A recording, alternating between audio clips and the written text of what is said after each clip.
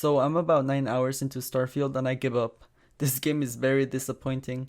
The first 6 hours were full of cope, just real copium. It was a tough pill to swallow, but I had to admit, as much as I was hoping for this game to be good, it was pretty bad. It's just so artificial. It feels like Bethesda did like 20% of the work and then had AI do the rest. But let me go over my first 6 hours. So I started a new character and I did the intro. The problem is, it felt like those 6 hours were still that intro. But it made like no sense to me because I could go anywhere, but there was still nothing to do. So it felt like the intro was still going because if I strayed off the main path, I would have find nothing to do.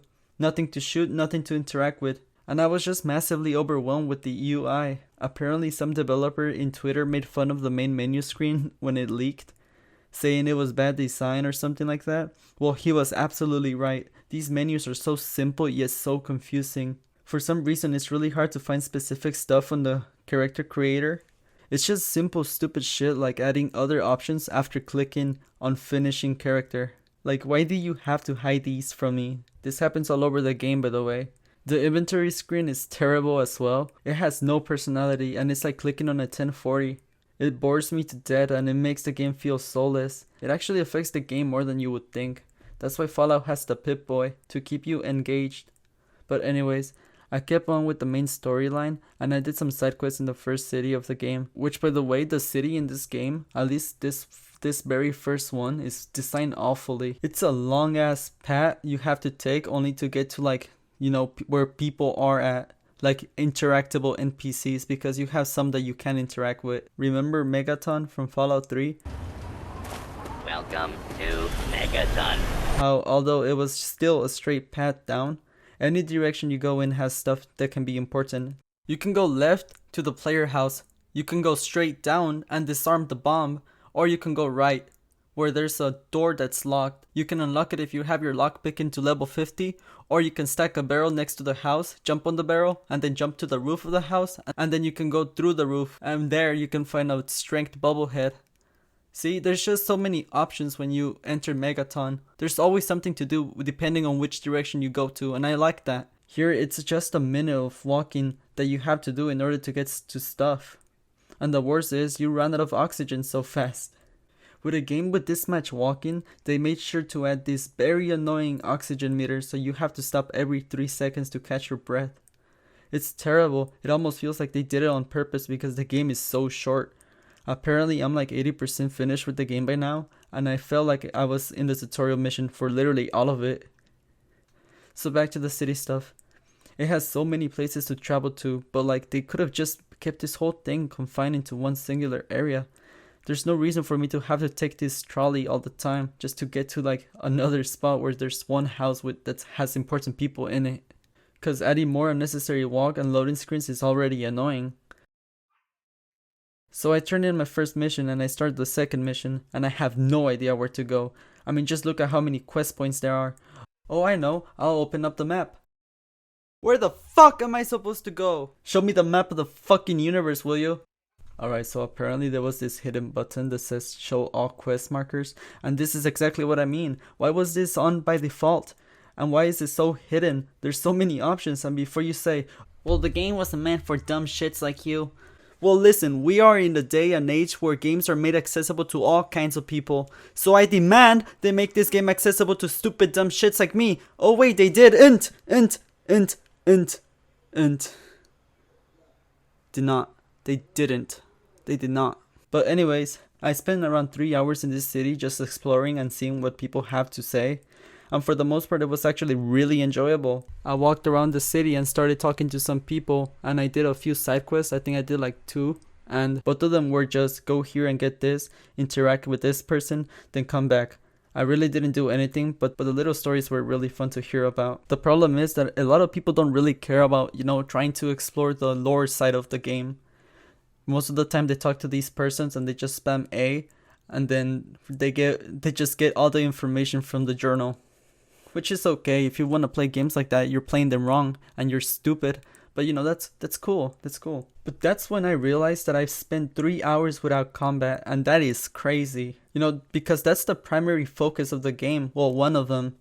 And not shooting anything for 3 hours is just really scary, and at the same time it's really impressive to me, because it means that the game is so interesting that I went that long without shooting anything and I didn't find myself complaining about it. I didn't realize it. It just felt so, it just felt so natural, and I enjoyed my time while I was talking to all these people and learning about this new stuff. But that also says a lot about the scale of this game. Either the game pacing is terrible, or the game is just that amazing and impressive. But anyways, I decided to explore space because I love space, and I tried to travel and I got confused again. By the way, I don't know if there was any tutorials for all this UI shit. I don't think there was, but if there was, I might have skipped it by accident or something. But I don't know, I feel like if you have to explain to me how the UI works, I feel like your UI failed at that point. But I don't think there was any tutorial for that. But anyways, so you gotta click on the planet and nothing happens. So I start clicking and then I get to scan it. But then I get the scan option, what? And then I see the travel button down in the corner, because when I click on the planet, all I really want to do is just look at it. Actually travel there? Nah. So anyways, I start going to planets and I was very disappointed. Every planet, but like maybe 2 or 3, are literally just copy and pasted AI generated sandboxes. Literally sandboxes. I mean, look at this one. There's the sand and there's the kitty litter. They all look the same and have the same flow of exploring. They all look like Spinchgops jellyfish fields, looking like Courage the dog's house. They're just mega flat terrains with a shit ton of rocks scattered around. Most of them don't even have aliens or people in them, so I still went like an hour before I actually found people to shoot at. The combat is alright, by the way. I'm not really gonna talk about it because I didn't experience much of it, even after 9 hours. So anyways, I landed in the moon and I saw a structure really far, so I walked there. And it's empty, just nothing. So I see another, and the same shit happens. Every planet has these empty structures with nothing on them. Even the bigger structures that look like they would be dungeons or something. No vehicle to explore either, by the way. Enjoy walking and stopping every 3 seconds. And every planet is like this. So yeah, that's the planets for you. Let's talk about space though. It's just a loading screen. You have spaceships and stuff, but you don't even have to spend time on it. You can literally teleport out of it when you land on something. So that's kind of useful, but that just means that, the ship is basically not there. And I was really excited when I heard that we're gonna add them. But let me break it down to you how it works in Skyrim terms. So imagine Bethesda promised to be able to ride dragons, but it only happens between fast travels. Like if you want to travel from Whiterun to Solitude, you get to ride the dragon. The problem is, it teleports you in front of your destination, so there's no reason for you to stay on that dragon if you're already there. So you just skip the dragon and enter Solitude. That's just how it works. Basically just an extra loading screen between fast travels makes it so you have to at least fast travel 3 times when you want to go to another planet. Especially when it's outside the solar system. I mean, don't get me wrong, there's a few stuff that can happen. But again, I had like basically 0 experience with this, even after 9 hours. But you can skip most encounters if you fast travel and then fast travel inside the planet again, making it even less necessary to use the ship. I did this when I stole money from someone in the moon and they sent a bounty hunter after me. Every time I would fast travel and then be on my ship, he would spawn and try to talk to me, and if I refused or didn't answer, he would just attack me and he would instantly kill me because he was like level 12 and I was like level 3. But if I opened the map and click enter planet fast enough, I could skip him every single time. That was actually a really cool roleplay interaction though. I stole the money because why not? And then it came back to bite my ass. Basically, I saw a ship land in the moon, which by the way, that happens all the time. It's like the one encounter they have for every single planet. A spaceship basically just lands far, making you want to go and see what was up. And you can only get so many, oh, a ship, from me. So I stole the money because they thought I was like the guy they were meeting up with, but I wasn't. And then for some reason they figure out it was me and they send a bounty hunter after me. So yeah, that kind of just happened. This game has potential in the role-playing department. Interactions are actually really fun. One time I was walking around in Mars trying to find shit to do, and I saw this kid. He said that his mom is sad because his father died. And being the great person that I am, I decided to step in for the role of the stepfather.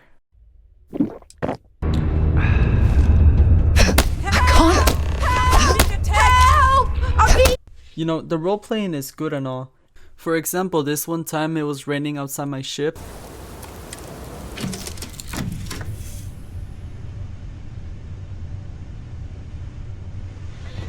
And it was getting really cozy, so I decided to finally use my ship for once. So I roleplayed that I made a peanut butter and jelly sandwich and ate it. That's literally it. And it was actually really fun. But it's ruined by the fact that you have to wear your spacesuit everywhere. And that was something that I was really worried about. That, well, you're in space, so you can't really be wearing your normal outfit anywhere else, because it's space, and other planets have like gas and stuff in them. So yeah, you have to wear your spacesuit everywhere basically. You can take it off, but you'll die, obviously. You can't really dress funny or as a specific character because of this, and it kind of just ruins a lot. Actually, it ruins a lot. I don't know. I feel like that's something I didn't even notice that I really enjoyed until it's gone. Like, yeah, you can remove it sometimes inside doors. Why even bother to remove it if you're just gonna have to, put it again? I mean, your followers can switch between spacesuit and no spacesuit whenever they want. It happens whenever they enter a building or your spaceship. But it doesn't happen with you. There's no option for it, I think, unless it's hidden on this ugly ass UI. But yeah, that's something that really sucks, that you have to wear your spacesuit all the time basically. And it doesn't make it any less better that there's no interesting clothing items anymore. I don't know, I just didn't find anything cool this time. I think that's the main thing about this game. You either absolutely love this game or just hate it with a passion.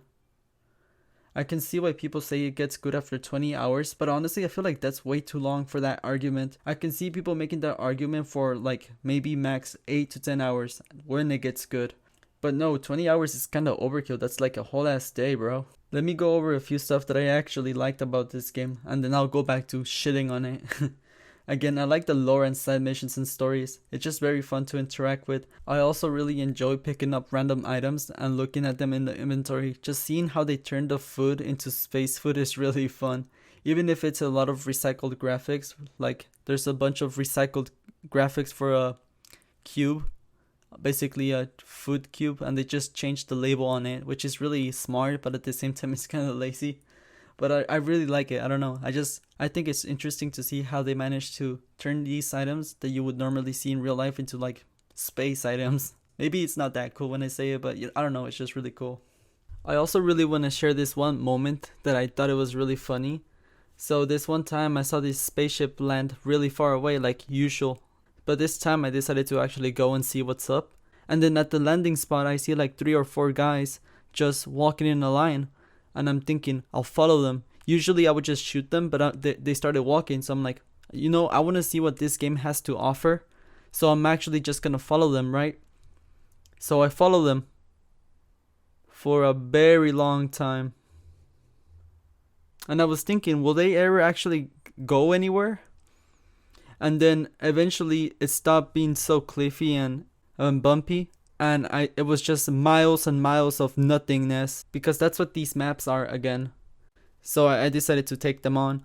But it's really funny to me that even after I killed like 3 of them and there was 1 remaining, that one guy kept crawling in the direction they were going to. So I don't know, I just thought it was so funny. It's like he was so determined to just get somewhere. Maybe he was trying to reach the edge of the universe. I don't know, but it was really funny to me. It's like that one meme with the Doom Beetle where he's just walking and then the camera pans to the desert.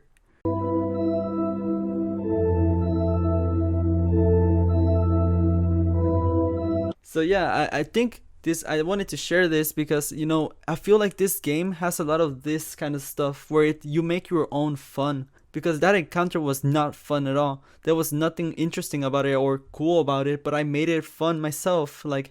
And I don't know, I just feel like that happens way more often than in other Bethesda games. I feel like in other Bethesda games, Bethesda kind of guided you. And I don't know, I feel like this kind of random encounter, if you can even call them that, because they're nowhere near as interesting as like the Fallout Lancer thing. That one ray gun that falls from the sky.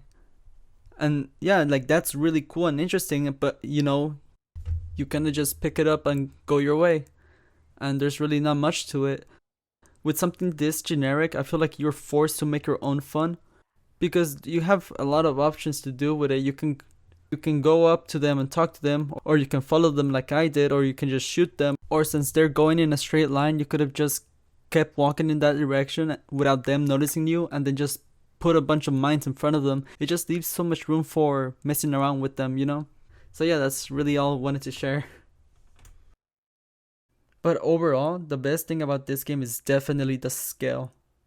This game has some cool moments that has nothing to do with the gameplay.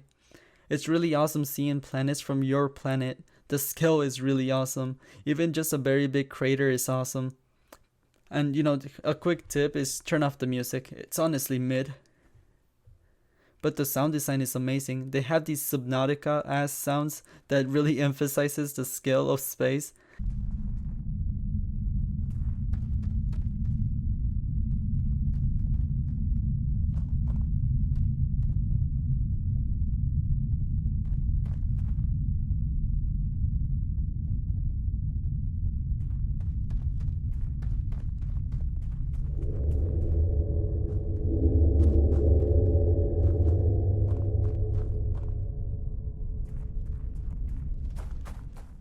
It's so, dare I say, epic. It almost makes you forget that you're walking in a giant lasagna tray. By the way, can someone let me know what these sounds are meant to be? I really don't know. They're just this really like loud bass or something. But anyways, you know, I love Saturn. It's my favorite planet in the solar system. It really disappointed me when I couldn't land on it. But I mean, it makes sense. It's made of gas. It's just a big giant ball of gas. And you couldn't even land on the ring, which makes sense because it's just small rocks and ice. But still, I don't know. It's just so weird it's just really sad that they didn't do anything with it. The coolest one in the solar system. I feel like Jupiter is super overrated. Jupiter takes the spotlight just because it's big. And yeah, it's big. A big piece of shit, that's what it is. Saturn the GOAT. But anyways, that's all I really have to say. I did have fun with it. It's not a terrible game, but a lot of the game design is super questionable. I get why they did some stuff or why some stuff didn't work as we would think. For example, obviously traveling between planets manually would be so boring. You know, space is nothing, it's emptiness, yet it's so full of intrigue. But in the game, it just doesn't work. It makes sense for it to be empty and boring, so obviously traveling to your destination instantly makes sense. But for some reason it's so lame. It's like I feel pissed at Bethesda for not changing the universe or something. Or for example, people were mad that you couldn't walk from one side of the planet to the other. Like, yeah, it sucks, but like, no shit.